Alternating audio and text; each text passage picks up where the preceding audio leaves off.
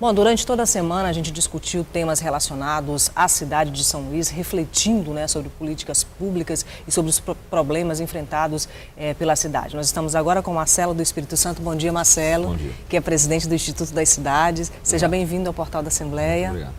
Bom, Marcelo, a gente sabe que a cidade tem um grande desafio, que é o plano diretor, que precisa ser revisado aí até 2016, esse prazo, né? E o plano diretor tem sido assunto, das secretarias e do município durante todos esses anos. É um grande desafio para montar esse plano diretor. Exato. Como é que está hoje a situação? Nós temos que lembrar que o plano diretor, aprovado em 2006, ele precisa hoje de alguns ajustes, uma pequena atualização. Acho que o principal débito do poder público, com relação à sua legislação urbanística, é a principal lei complementar ao plano diretor, que é a lei de zoneamento, parcelamento, uso e ocupação do solo urbano. É essa lei que, de uma forma mais próxima, toca ao cidadão. Agora, hoje, a questão da mobilidade urbana, ela é um grande desafio.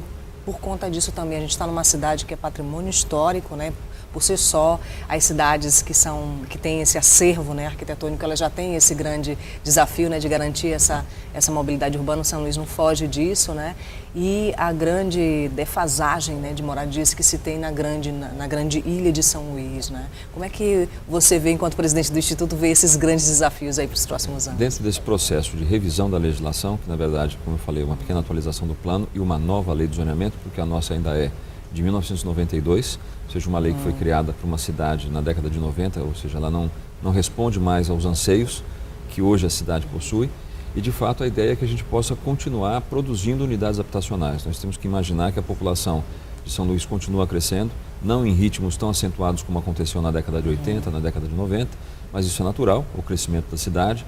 Existe uma natural transferência de bairros, ou seja, muitos moradores que moravam no centro hoje procuram outros bairros, moradores que estavam em bairros mais distantes hoje estão em bairros mais próximos do seu trabalho. Então, essa dinâmica da cidade, ela tem que estar refletida na legislação. Então, um dos pontos básicos é o respeito da questão ambiental, a revisão do macrozoneamento ambiental do plano diretor, é um ponto que a prefeitura hoje trabalha.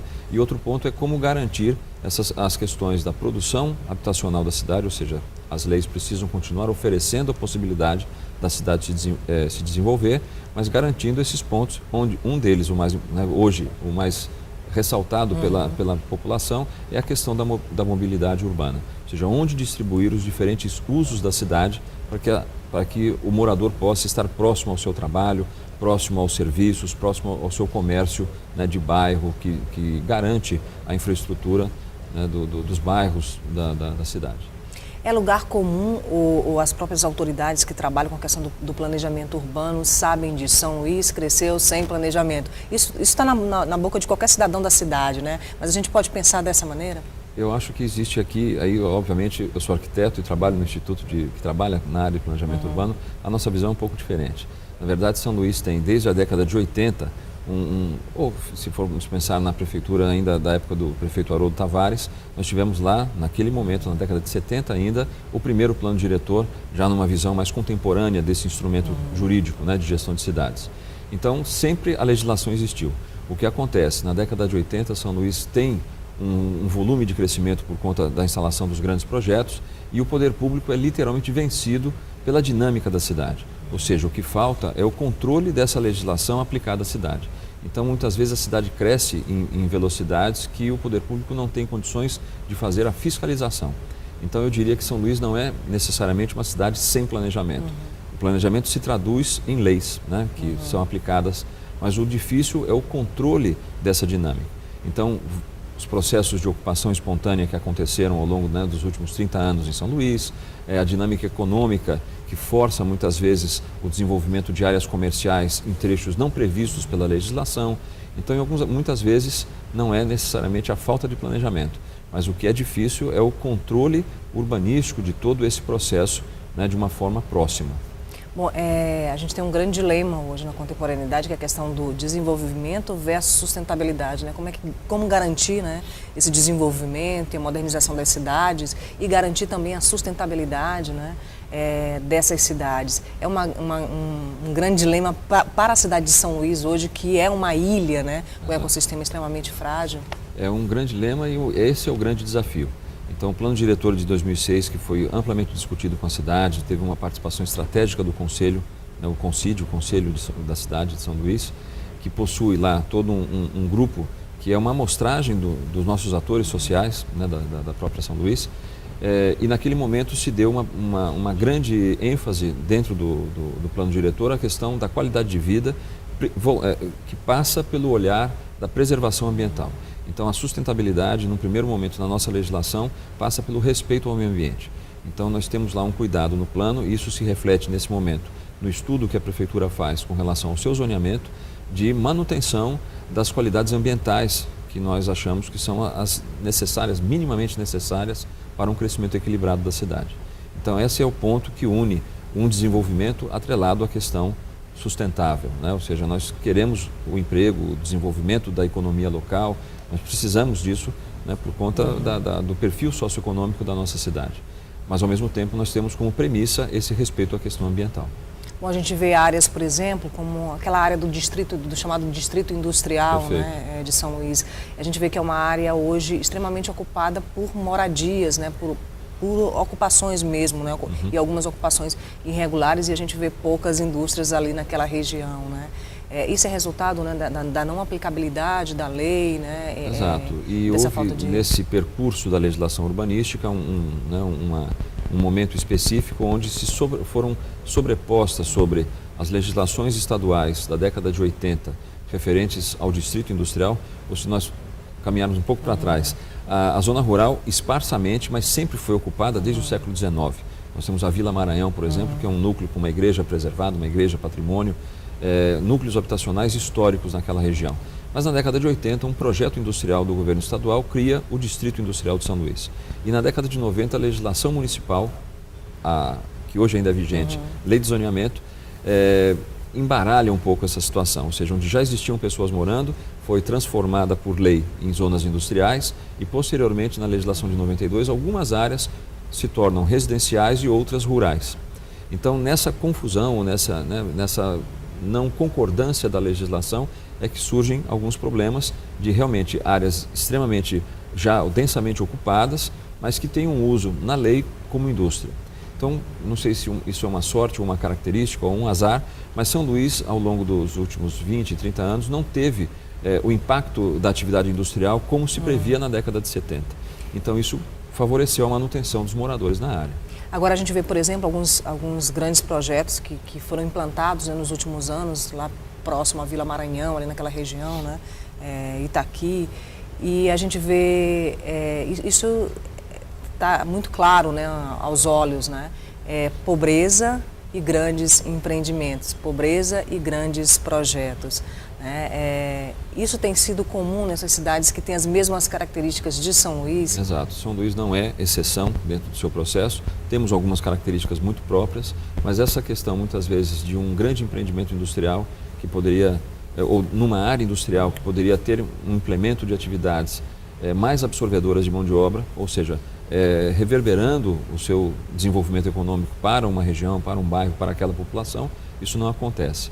A ideia que nós temos hoje na revisão é a manutenção dessas pessoas na área. A ideia com a nova lei não é de forma alguma acabar com as regiões, com as áreas residenciais próximas ao distrito. Então, ao mesmo tempo, nós temos um cuidado de estudar quais são as atividades econômicas que o distrito industrial pode receber, mas ao mesmo tempo adequando com o comércio local, com a manutenção de áreas residenciais, porque nós temos ali um elemento que é favorável, ou seja, um corpo de moradores que pode, de repente, estar trabalhando em alguma atividade econômica ligada à indústria. Ou seja, ele não precisa estar se deslocando para o seu trabalho.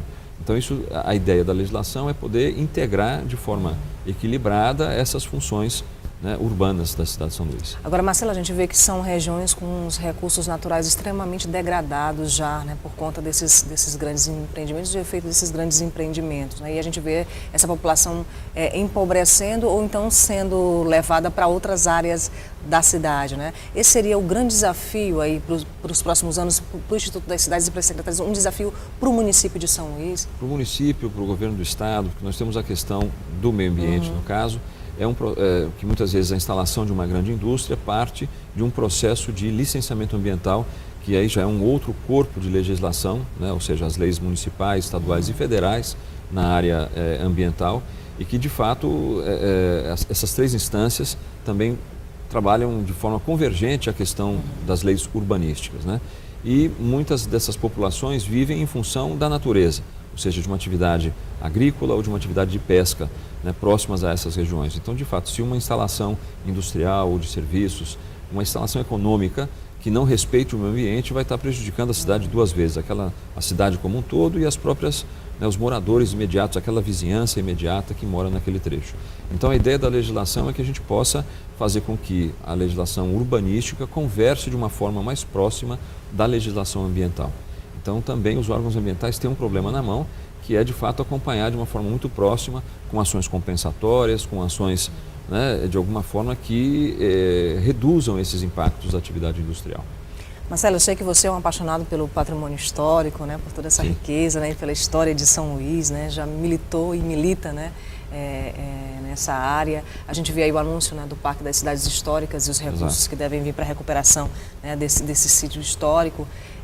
Como é que você percebe essa São Luís, né, essa história, esse centro antigo que precisa ser preservado, né, e essa cidade nova? As políticas públicas podem dar conta, e o cidadão também, né, até que ponto que ele tem sido instigado para ter esse sentimento, né, de pertencimento e sentir a cidade como ela deve ser, né, com esse patrimônio do centro antigo, né, e a cidade que cresce do outro lado da ponte. A questão do centro histórico de São Luís, do centro antigo, que são uma área mais ampliada, com mais de 40 mil habitantes hoje, né, nesse trecho da cidade, nós temos a visão do INCID, do Instituto da Cidade, dos arquitetos que compõem o Instituto, é que nós não podemos desvincular o centro, essa região, com todo esse acervo, do restante da cidade. Então, se o centro de São Luís possui problemas, os problemas são de todas, são características de São Luís.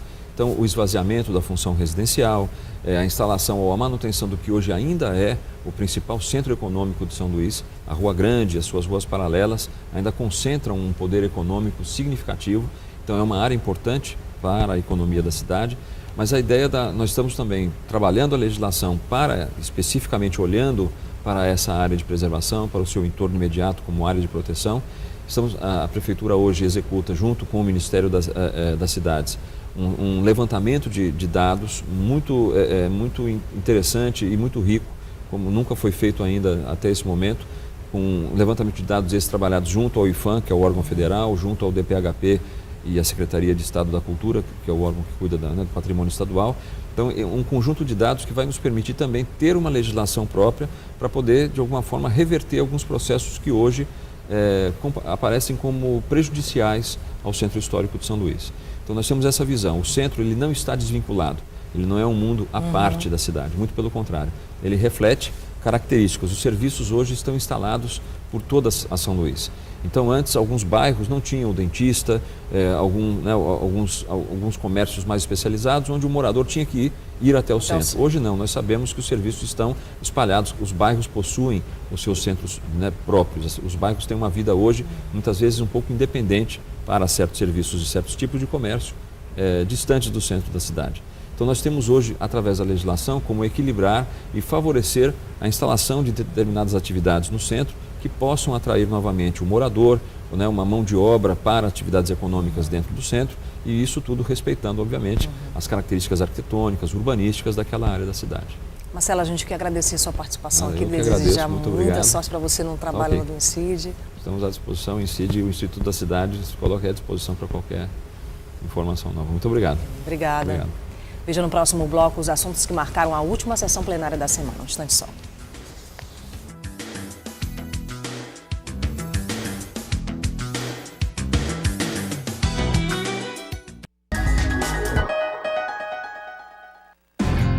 Eu faço imitações de gente famosa.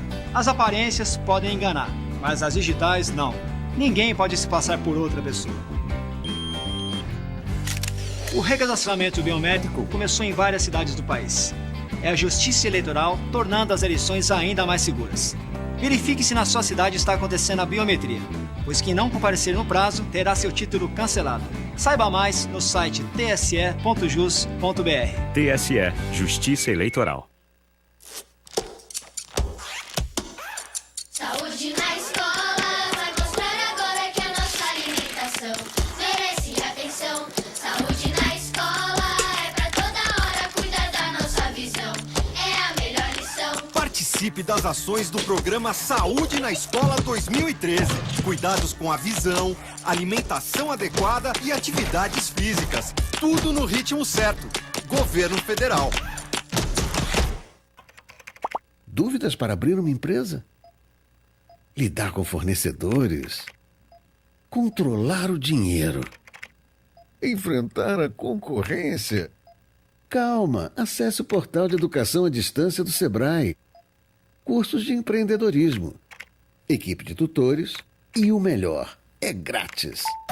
O que você aprende no mundo virtual, aplica no mundo real. Acesse e inscreva-se.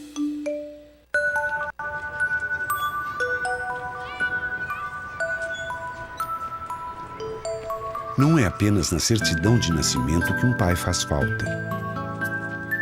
O Poder Judiciário sabe o quanto é importante para um filho ter o nome e a presença de um pai. Por isso, o reconhecimento de paternidade foi simplificado e agora pode ser feito em qualquer cartório de registro civil. Pai presente, o reconhecimento que todo filho espera. Os debates, discursos, votações, o dia a dia do Parlamento Maranhense, você acompanha na TV Assembleia. Direto do plenário na Gibi Aitel. Fique ligado nas transmissões das sessões plenárias, segunda às 4 da tarde e de terça a quinta, 9h30 da manhã, com reprise às 6 da tarde. TV Assembleia, o Legislativo até você.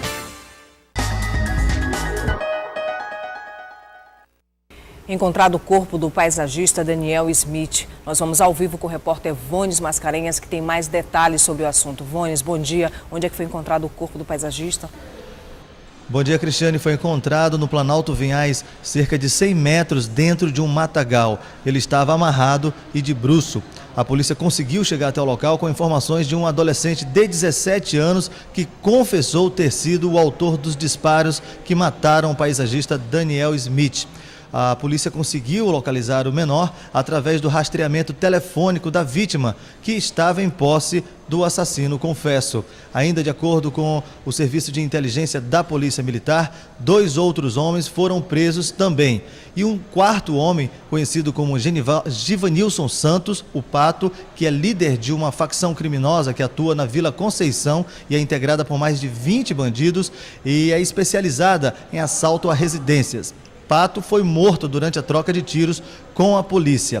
A operação para buscar novos integrantes deste crime continua e daqui a pouco, às 10 horas da manhã, o secretário Aloysio Mendes vai dar uma coletiva à imprensa onde vai dar mais detalhes desta operação. Qualquer informação que possa ser repassada para a polícia deve ser feita através do Disque Denúncia no telefone em São Luís 32235800 e nas cidades do interior do estado no 0300 313 5800. A identidade de quem der informações vai ser mantida em sigilo. E só lembrando, Cristiane, que apenas no ano de 2013, São Luís, a Grande Ilha, os 4 municípios que integram a Grande Ilha, já foram registrados mais de 600 assassinatos. Cristiane. Obrigada, Vones, pelas informações. Os destaques da última sessão plenária da semana. A deputada Cleide Coutinho falou a respeito da audiência pública que discutiu o programa federal Mais Médicos. E deputados governistas e oposicionistas travaram debates em relação à sucessão para o governo do estado. Na primeira sessão plenária da semana, a deputada Cleide Coutinho destacou a audiência pública realizada na Assembleia Legislativa sobre o programa Mais Médicos do governo federal. O que nós discutimos ontem, que eu apoio totalmente, integralmente, é que venham nossos colegas, mas que façam, que atendam, que respeitem a legislação brasileira, que obriga os médicos de fora a se submeterem ao Revalida, que é o exame de revalidação, que também lá no exterior, nós médicos, quando saímos para lá, nós temos que fazer prova e estágios. O deputado Rubens Pereira Júnior se pronunciou sobre as últimas denúncias feitas pela oposição ao governo do estado. O deputado destacou ainda o programa Avança São Luís, lançado pela Prefeitura Municipal. O investimento de mais de 500 milhões de reais em áreas sensíveis pela Prefeitura Municipal de São Luís. É um projeto arrojado, com prazo definido, com metas a serem alcançadas, onde a população poderá acompanhar o andamento e a execução de todas essas obras, algo que não é comum no nosso estado, portanto já merece o aplauso pelo ineditismo, e que de investimentos de curto e médio prazo, até o final do ano que vem, consiste a primeira etapa do programa Avança São Luís. Já o deputado Magno Bacelar criticou o programa lançado pela Prefeitura de São Luís. A manchete do jornal Imparcial, Deputado Magno Bacelar. Vou lhe dar, 534 milhões. Eu espero que não seja apenas um marketing, uma maneira de propaganda, porque é mais um aniversário de São Luís. Eu espero que não seja, deputado Max. Porque Roseana, governadora, Palminal já aos 400 anos, nós tivemos a Avenida Via Expressa, nós tivemos o Castelão, nós tivemos as obras que foram feitas, as obras físicas. Durante as atividades no plenário, o deputado Eduardo Braide falou sobre o aniversário de 401 anos de São Luís, a ser comemorado no próximo dia 8 de setembro. Venho hoje a esta tribuna para ressaltar, deputado Otelino, o aniversário da nossa querida São Luís, que acontece agora no domingo, dia 8 de setembro, e que chega aos seus 401 anos. Acho que é um dia para se comemorar, mas também para refletir, deputado. Refletir do que nós, enquanto homens públicos, e falo do Poder Legislativo, seja estadual, municipal, federal, assim como também do Poder Executivo, podemos fazer juntos para melhorar a vida em nossa cidade. A deputada Valéria Macedo, presidente da Comissão de Saúde, relatou a visita da comissão ao município de Rosário, interior do Maranhão. Deputados que compõem a comissão visitaram unidades de saúde no local. A audiência, os encaminhamentos dados foram que, da mesma forma, a prefeita, a Câmara de Vereadores solicitaram novamente a marcação de uma audiência pública que poderá ser realizada aqui em São Luís ou no município de Rosário, com a presença do Governo do Estado, da Secretaria Estadual de Saúde, do Poder Executivo e Legislativo de Rosário, da Comissão de Saúde desta Casa e demais autoridades que possam ajudar a resolver esse problema grave de saúde do município de Rosário. No expediente final, o deputado Bira do Pindaré chamou a atenção do Parlamento Estadual e das autoridades para o acidente que aconteceu em um canteiro de obras na cidade de São Paulo e que vitimou trabalhadores maranhenses. Ninguém vai ser leviano de acusar quem quer que seja pela fatalidade que foi esse acidente lá em São Paulo, que envolveram os maranhenses. Agora, o fato de, num acidente como esse, quase todos serem maranhenses, aí chama atenção. Aí merece uma reflexão de todos nós. Porque a governadora foi para a sua campanha eleitoral dizer ao Maranhão que ia gerar mais de 200 mil empregos. Está lá na sua propaganda eleitoral. Isso foi anunciado, que o Maranhão seria um canteiro de obras. Veja no próximo bloco a agenda da Comissão da Verdade e a audiência pública realizada ontem. Você vai ver também uma homenagem dos profissionais de comunicação da Assembleia Legislativa à cidade de São Luís.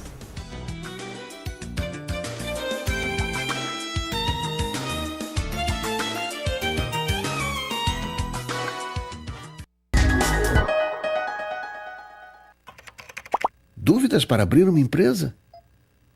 Lidar com fornecedores? Controlar o dinheiro? Enfrentar a concorrência? Calma, acesse o portal de educação à distância do Sebrae. Cursos de empreendedorismo, equipe de tutores e o melhor, é grátis. O que você aprende no mundo virtual, aplica no mundo real. Acesse e inscreva-se. No teatro, eu posso viver vários personagens, ser pessoas diferentes, mas as minhas digitais nunca mudam. Por isso, na hora de votar, ninguém pode se passar por mim. O recadastramento biométrico começou em várias cidades do país. É a Justiça Eleitoral tornando as eleições ainda mais seguras. Verifique se na sua cidade está acontecendo a biometria. Informe-se no site tse.jus.br. TSE Justiça Eleitoral. Os debates, discursos, votações, o dia a dia do Parlamento Maranhense, você acompanha na TV Assembleia. Direto do plenário na Gibi Aitel, Fique ligado nas transmissões das sessões plenárias, segunda às 4 da tarde e de terça a quinta, 9h30 da manhã, com reprise às 6 da tarde. TV Assembleia, o Legislativo até você. Pedestre, garanta sua segurança atravessando sempre pela faixa. Aperte a botoeira quando houver. Aguarde sempre o semáforo para pedestres ficar verde. E quando não tiver o semáforo, faça sinal para atravessar. Olhe para todas as direções e fique atento ao sinal de seta dos carros. Evite atravessar em curvas por serem locais sem visibilidade. Crianças, segurem sempre na mão de um adulto. Pedestre inteligente evita acidente. Comissão Estadual da Verdade realiza audiência pública nos depoimentos histórias de violações durante a ditadura militar. Nos depoimentos, histórias de décadas atrás, violações graves dos direitos humanos durante a ditadura militar. Na audiência pública, eles deixam o sigilo e tornam público o relato. Segundo a consultora da Comissão Nacional da Verdade, essa é uma forma complementar no trabalho das comissões. O objetivo não é saber o que aconteceu com a vítima X, mas sim estabelecer um padrão das violações na região, no caso, aqui no Maranhão, e que tipo de pessoas, quer dizer, que vítimas que foram atingidas. Então, as crianças, mulheres, camponeses, estabelecer um padrão e tentar entender como foi disseminado isso e quem foram as vítimas.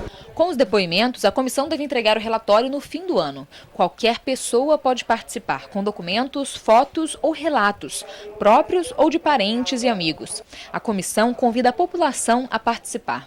Entre as histórias, personalidades influentes. Nós temos o caso de Maria Aragão, que é até nome de praça aqui em São Luís do Maranhão, uma grande liderança, né, do gênero feminino, diga-se de passagem. Temos o caso de Neiva Moreira, temos o caso de Manuel da Conceição, que é liderança camponesa, graças a Deus ainda viva e podendo contar ele próprio a história. Temos o caso de Rui Frazão, que foi militante estudantil, e temos inúmeros casos, e todos esses casos nós estamos tentando resgatar, recompor a sua história a partir de depoimentos ou das próprias pessoas que foram vítimas, ou de familiares, testemunhas, pessoas que realmente tenham condições de prestar um depoimento relevante à Comissão Nacional da Verdade. Então, os trabalhos estão sendo realizados aqui na Assembleia, qualquer cidadão pode comparecer para oferecer informações, para dar um depoimento e contribuir na formatação e no resgate dessa história. Ionel conta que seu pai, Nonatinho, foi assassinado no interior do estado. Ele relata o que lembra da época. Era massacre por cima de massacre de trabalhador rural. E ele, como representante, como fundador do sindicato de Santa Luzia, ele jamais deixou sua cabeça abaixada e nem se vender para o sistema. E batia de frente na época com a ditadura militar. Porque só quem conviveu com a ditadura militar é que sabe. Na época, a gente até hoje tem problema relacionado com essa época do sofrimento da gente. Hoje, Ionel está ameaçado de morte. Ele repete a postura do pai, que foi assassinado durante a ditadura militar. Na época que meu pai, Nonatinho, foi assassinado, ele não se dobrou para o sistema. E hoje, as ameaças que eu estou sofrendo de morte é justamente por isso, porque o sistema que é implantado dentro do Sindicato dos Trabalhadores Rurais hoje, que é de massacrar o trabalhador rural, de explorar o trabalhador rural, na realidade eu não compactuo com esse tipo de coisa. Mas o que nós esperamos das autoridades brasileiras é que não só magoe essa ferida, mas que sim traga justiça. Isso é que as famílias esperam, não só do Maranhão, mas como de todo o Brasil. Na parte da tarde, integrantes da Comissão Estadual da Verdade e da Comissão Nacional cumpriram uma pauta de visitas. Foram ao Arquivo Público e também à Sociedade Maranhense dos Direitos Humanos. A Comissão da Verdade iniciou as atividades externas com uma visita ao prédio que abriga o acervo documental do Estado. A consultora da Comissão Nacional da Verdade, Glenda Mazaroba, e o deputado estadual Bira do Pindaré olharam relatórios e fichários, informações que podem ajudar no trabalho da comissão. O acervo do DOPS está bem organizado, ainda não está digitalizado, mas nem no Arquivo Nacional está tudo digitalizado. Eu acho que assim, para a pesquisa que a Comissão da Verdade da Assembleia Legislativa precisa fazer, não vai ser impedimento não, porque não é um material tão extenso, então está muito bem acondicionado e o trabalho aqui está muito bem feito. A gente percebe que há uma preocupação em zelar com essa documentação, com esse patrimônio da sociedade do Maranhão e da sociedade brasileira. Eu acho que vai poder contribuir muito na construção do relatório final da Comissão aqui da Verdade do Maranhão. Localizado no Centro Histórico de São Luís, o Arquivo Público guarda milhares de documentos manuscritos, datilografados e impressos dos períodos colonial, imperial e republicano. O maior desafio é resgatar os documentos considerados mais recentes, datados a partir da metade do século XX. A dificuldade, segundo pesquisadores, se deve à ausência de uma política de arquivo no Maranhão. Como não existe esse sistema de arquivo criado para se fazer a gestão dessa documentação, então, esses documentos produzidos e que depois cumpriram sua finalidade, eles podem se perder na secretaria. Então, para mim, no momento, o maior desafio é se criar uma política de arquivo para o Estado do Maranhão. Após o Arquivo Público, a comissão seguiu para uma visita à Sociedade Maranhense de Direitos Humanos, que nasceu no fim da década de 70, em plena ditadura militar. A ideia é contar com a ajuda de uma entidade civil pioneira no Estado, que atua na assessoria jurídica e na formulação de denúncias e reivindicações das comunidades junto aos governos, em um momento em que a Comissão da Verdade entra em uma fase acelerada para a conclusão do relatório final. É possível até que em alguns casos que a gente já tenha acompanhado no passado sirvam para dar subsídio a essa comissão. Então, o primeiro passo, eu acho que é revisitar alguns desses casos, o nosso arquivo, nosso acervo, e ver de que, em termos de documento e de memória de algumas pessoas que passaram aqui pela entidade, que ainda estão até hoje, porque se a gente pensar, a tortura, por exemplo, ela não é um crime limitado ao período da ditadura, ela ainda acontece até hoje. Então, primeiramente, esse resgate, né? essa memória mesmo para colaborar. Acredito que essa semana nós demos um salto imenso em relação aos trabalhos da Comissão da Verdade, graças a essa cooperação com a Comissão Nacional, que mandou toda a sua consultoria técnica para nos ajudar numa capacitação interna da nossa própria equipe na Assembleia e todo o trabalho que já se iniciou, ouvindo pessoas, escutando as pessoas com seus depoimentos, com as suas histórias de violações cometidas durante a ditadura militar. Também é bastante significativo, né, a participação da sociedade civil, né, e do Arquivo Público do Estado, que abriu as portas com todas as informações de todas as pessoas que, de alguma forma, foram vítimas desse período cruel que foi a ditadura militar no Brasil e no estado do Maranhão.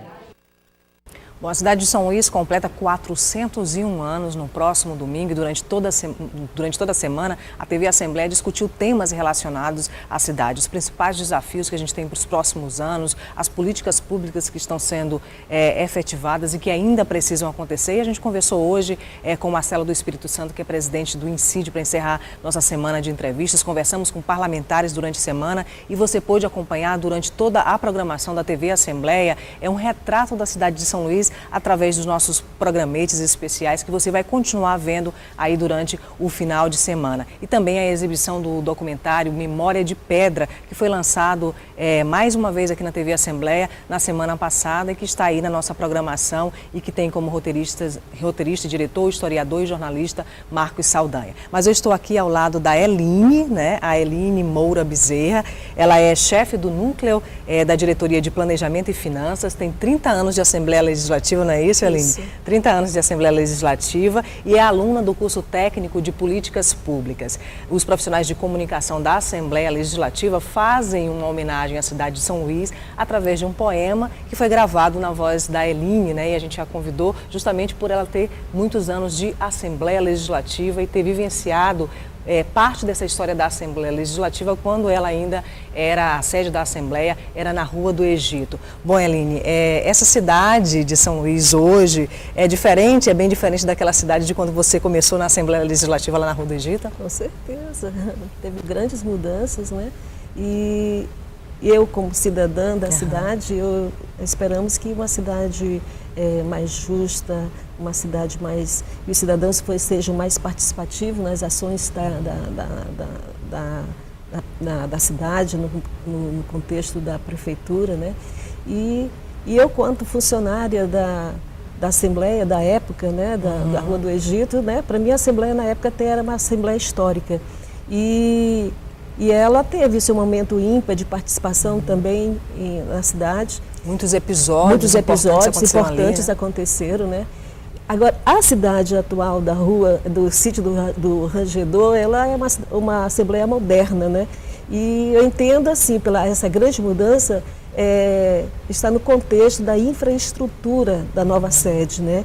E que possibilita aos cidadãos, né, maranhenses, notadamente aos de São Luís, o acompanhamento das atividades exercidas pelos legisladores. Um exemplo disso, Cristiane, é o caso, a gente pode verificar como eu falo, audiências públicas. Nas audiências públicas, nas contínuas utilização dos auditórios, né, pela sociedade civil. Então a Assembleia hoje é participativa, a sociedade trouxe para junto da casa e traz o benefício para a cidade, né? Então tem todo esse contexto de um parlamento livre, participativo, dinâmico, atuante, né? E entendendo, Eline, que a cidadania se faz com comunicação, com informação, né? Todo cidadão bem informado, ele vai poder exercer melhor sua cidadania. Né? Um exemplo disso também, a gente vê também o portal da transparência, né? E toda essa tecnologia que nós vimos hoje numa sede nova, que tem essa estrutura, né? Essa infraestrutura, e todos esses benefícios, não só o conforto também para os funcionários da casa, né? Para os servidores, uma assembleia de ponta, né? E a contribuição em geral, né? E a cidade ganhou também com isso, né? E a informação mais próxima do cidadão, porque está sendo levada às audiências públicas, por exemplo, sendo transmitidas ao vivo para toda a cidade de São Luís, né? Através da internet também, as pessoas acompanhando aí, através da agência Assembleia, toda a comunicação, né? E toda a atividade parlamentar através da internet. E a gente não tinha lá, até por conta não tinha estrutura, né? Não tinha, era um prédio histórico e nós não tínhamos essa estrutura, né, para ter uma assembleia dinâmica, atuante, que foi no momento dela, né, que foi. Mas aqui é diferente, né, ela tem toda uma estrutura realmente de ponta. Agora, Eline, você como cidadã da cidade, que é hoje aluna do curso técnico de políticas públicas, portanto, pensando e se preparando para pensar as políticas públicas, né, para essa cidade, para esse estado, refletindo a respeito disso, né, no curso técnico que está sendo oferecido, né, pela UEM em parceria com a Assembleia Legislativa, como é que você percebe essa cidade de hoje? Você, enquanto cidadã, o que a cidade ainda deve, né, conquistar para garantir todos os direitos dos seus cidadãos? Cristiane, assim, o cidadão hoje ele está mais consciente, até porque já, como você mesmo falou, né, o meio de comunicação estava levando mais próximo a essa conscientização. Esperamos uma cidade mais justa, com homens íntegros, né, gestores íntegros, que voltado mesmo para as comunidades carentes, que venham trazer soluções aos problemas da cidade, envolver todo o contexto do cidadão na participação, né, dessa gestão, porque hoje não é só de um prefeito ou de um governador, mas é de toda uma sociedade. Bom, Eline, a gente quer agradecer a tua participação no Portal da Assembleia. Eline gravou para a gente no nosso estúdio, a gente fez um convite para ela e ela gravou o poema de Bandeira Tribuzzi chamado Imagem, né, que a gente vai acompanhar agora, né, Eline? Ficou super bonito na voz dela e a gente vai acompanhar agora, e essa é uma homenagem dos profissionais de comunicação da Assembleia Legislativa, a cidade de São Luís, que completa 401 anos no próximo domingo, e que você vai poder ver aí toda a nossa programação voltada para esse aniversário da cidade. Então você fica agora com Imagem de Bandeira Tribuzzi, na voz da Eline.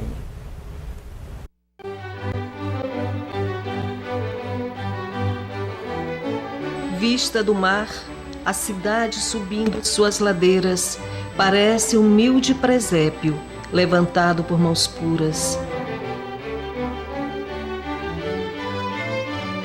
Nibada de claridade, ponteia velhos telhados, com as torres das igrejas e altas copas de palmeiras.